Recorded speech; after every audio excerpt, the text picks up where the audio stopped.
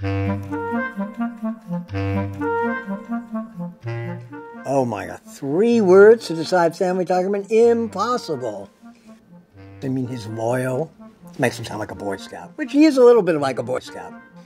He has charm, except when he's being grumpy. Stanley, like all interesting people, is a mass of contradictions. The best part of Stanley is his talent, of course. He's a very talented architect, and he can articulate his ideas and explain them.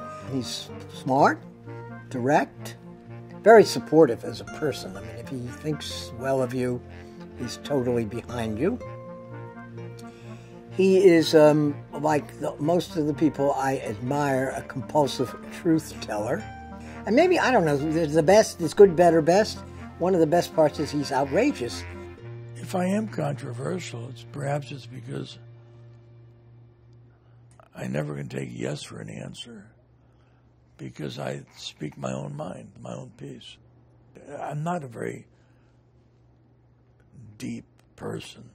What you see or what you hear is what it is. So because I speak my mind, I'm not always politic or even polite.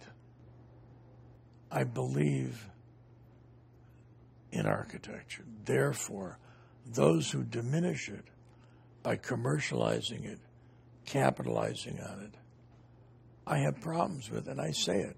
And I mention them by name straight away. As far as I'm concerned, I've constituted them as my common enemy, for sure. And there'll be lots of people when I pass away that'll be delighted. He's gone. Thank God. But I intend to speak the same way I've always done. And part of it is calling it like it is. And I think it's important for certain voices to do that. Architecture is to make what is useful artful. Period. That's easy. It flows out the mouth easily. Incredibly hard to do, to make what is useful artful. It's about collaboration, and it's about the individual, and it's about the integration between the two. Not entirely easy to come by. And because of the collaborative sides, is not thought to be a fine art, but rather a useful art. Architecture is something more serious than joyful. Architecture is something that you're contemplative about, albeit that it's something about action. It's about making something as opposed to saying something or cogitating, reflecting about something. There's an act involved. In other words, to be is to do. I like seeing things in the process of becoming, to use Kierkegaard's language. I'm interested in that. I'm also interested in, there's a certain moment, a tabula rasa moment, this clean slate, when you start a project and there's nothing in front of you. That's fabulous. It's a great moment when there's nothing on the paper and you have a pencil and you're supposed to make something. That's great. That's a great moment. So I think at the beginning and at the end, the conceptual end and the making end, the craft end, are both equally interesting to me. I love to draw. I love to doodle. I've done a ton of freehand, bizarre cartoons. So I draw, all the time. You do what you're able to do. And my strength has always been drawing. So I became an architect. I can't imagine now, a half century down the pike, having been anything other than an architect. It's a contrariness, doing it your own way. And I know exactly where that came from. There's a book on the bookshelf called The Fountainhead which when it was published in 1942, I was going through puberty. I was 12 years old, and I read it. I put it down and decided to become an architect. I really admired his contrary qualities, his attempts to be an individual, to go against the grain, to not be a success, quote unquote. I have no interest in success. I'm interested in doing good work, period. Nothing else. Mies van der Rohe was a brilliant, genuinely, authentically important architect, the most important architect of the 20th century as far as I'm concerned. But his students became sycophants, became acolytes, to use a Catholic term, and were prepared to deliver his word, not interpreted, but slavishly.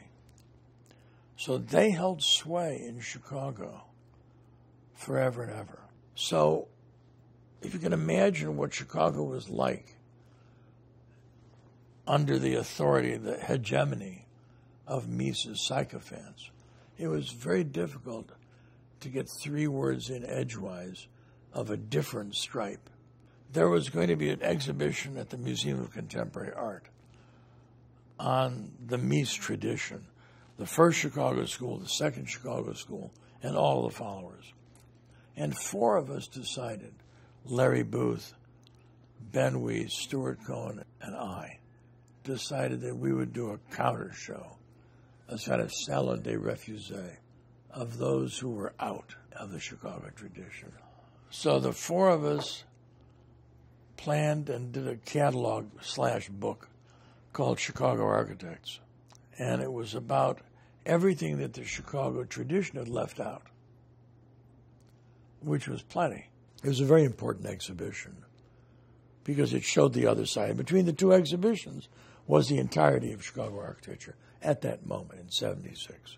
So we decided to move that forward, added 3 more, which was Tom Beebe, Jim Nagel, and James Freed, who was then the dean at IIT.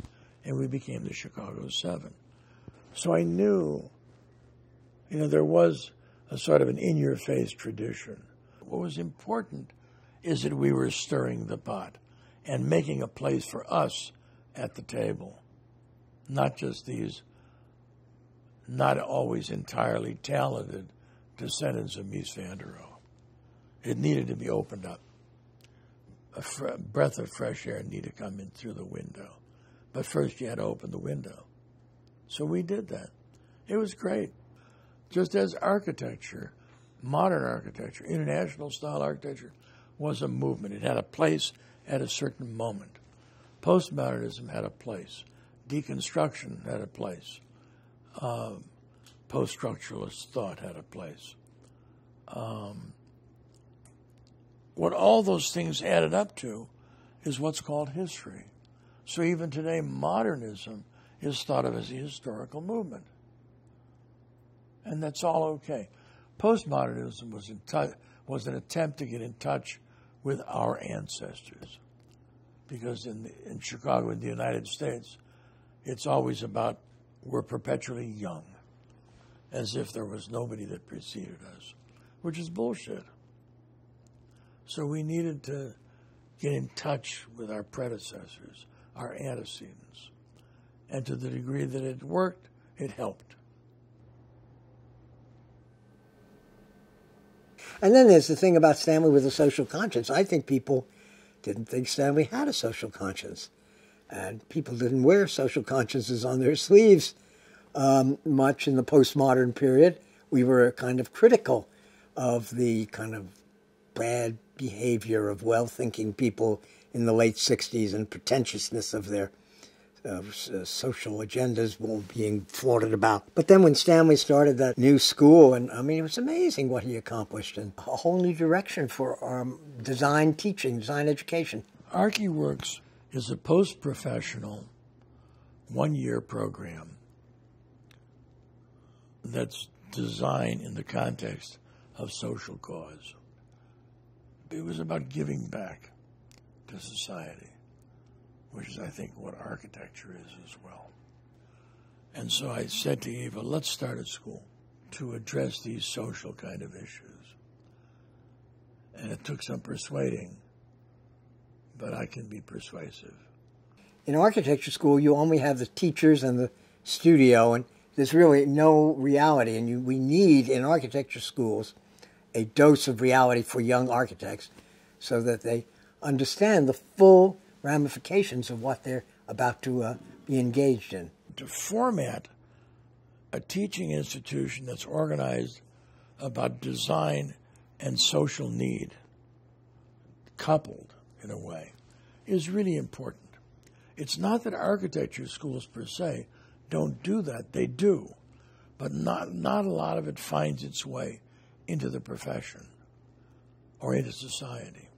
And I think that ArchiWorks and the Bauhaus before it were attempts to break such a thing down, to make it accessible to others.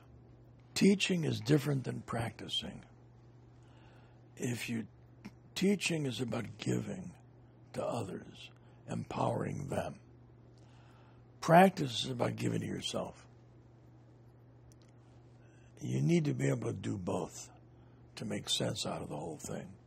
I think architects who don't teach are something of a, if you think architecture is egocentric in any case, you can imagine if you don't teach. If you're not used to giving, empowering others, it's a real problem. I think you're remembered for what you do, for what you write, for what you build, for what you say. While there's a huge amount of a part of me in everything I design, they're not mine. And I understand that from the moment that somebody commissions me. When a building is done, it's the client's. Or in the case of the Holocaust Museum, it's the public. It's not mine.